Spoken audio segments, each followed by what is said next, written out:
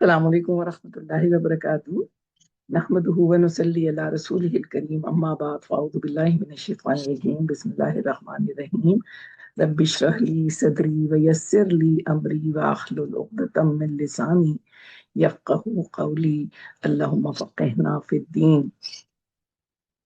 तो आज हम बात करेंगे एक ऐसे अमल की जो कि बहुत मुश्किल है।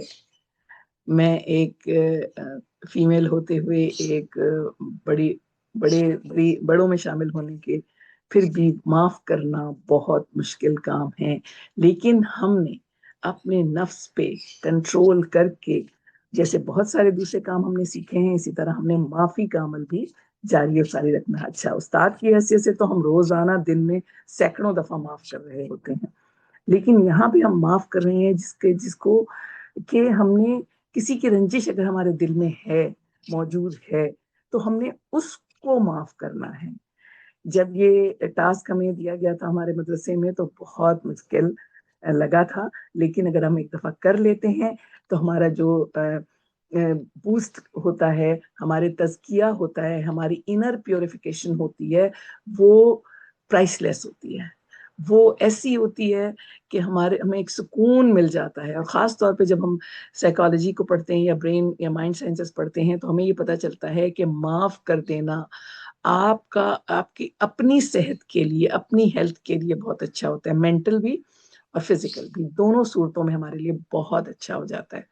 तो अगर आप कोई भी आर्टिकल पढ़ लीजिएगा, लेकिन हमने क्या करना है, नियत और इरादे के साथ ये काम करना है, किसी को भी मुआफ करना है। Forgive someone. जब मैंने ये पढ़ा था कि फॉरगिव, फॉरगेट एंड स्माइल, तो फॉरगिव भी हो गया, फॉरगेट भी हो गया, लेकिन उसको देखकर स्माइल करना काफी मुश्किल काम था। लेकिन ये अल्लाह से करीब करने के काम होते हैं, हमारी इनर प्योरिफिकेशन के काम होते हैं, और हमें करना चाहिए। हमें ये सोचना है, हार्ट चेक जब हम करते हैं कि हम किससे, कौन सी रंजिश हमारे दिल में मौजूद है। What grudges I am holding, am I holding from anyone. हमने क्या करना है कि हमने उसको माफ कर देना है। अगर वो मौजूद है, जिंदा है, तो हमने उसके उसके पास जाना है और उससे माफी मांग लेनी है, क्योंकि इन चीजों की माफी और तलाफी बहुत जरूरी है।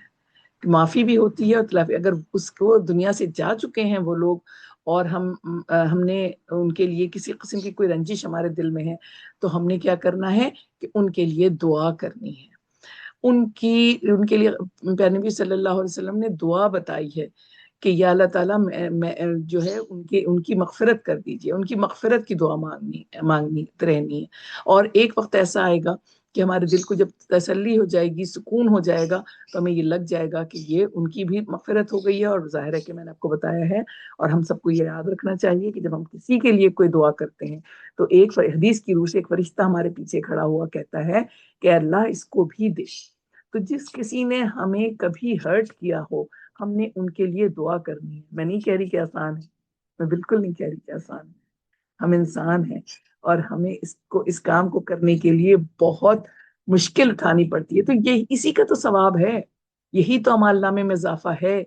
और रमजान में तो जरूर हमने इस चीज को कर लेना है कि इंतजार नहीं करना। हमें नहीं मालूम कि वो दुनिया में से चले जाएंगे, यहाँ